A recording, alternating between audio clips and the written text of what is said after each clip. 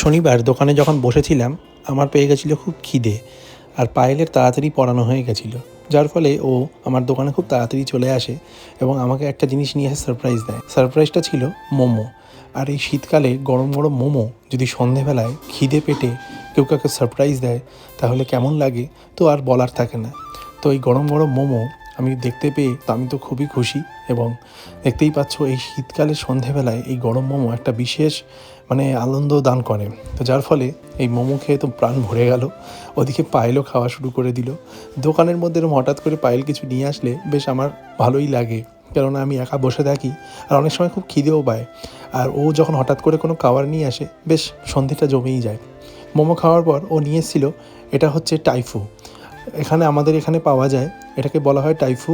মোমোর দোকানেই এটা পাওয়া যায়। মোমোর সাথে ভেজ মোমো, চিকেন মোমো যেরকম পাওয়া যায় সেরকম টাইফু বলে এটা একটা আইটেম আছে যেটা পাওয়া যায়।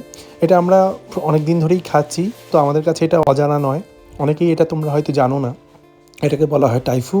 এবং এই টাইফু বিশেষ করে এগুলো পাহাড়ের দেশেই এসব পাওয়া যায়, দার্জিলিং, সিকিম।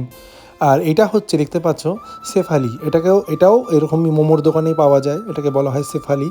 তো এই শেফালিও খেতে খুবই সুন্দর। এগুলো সবকটাই পাহাড়ের দেশের খাওয়া, এগুলো খুবই ভালো লাগে। আমাদের এলাকাতে এগুলো বেশ জনপ্রিয় এবং খুবই ভালোভাবে বিক্রি হয়, তো এগুলো খেতে খুবই সুন্দর। এইভাবেই আমাদের শনিবার সন্ধেটা কেটেছিল। তো দেখা হচ্ছে পরের ভিডিওতে।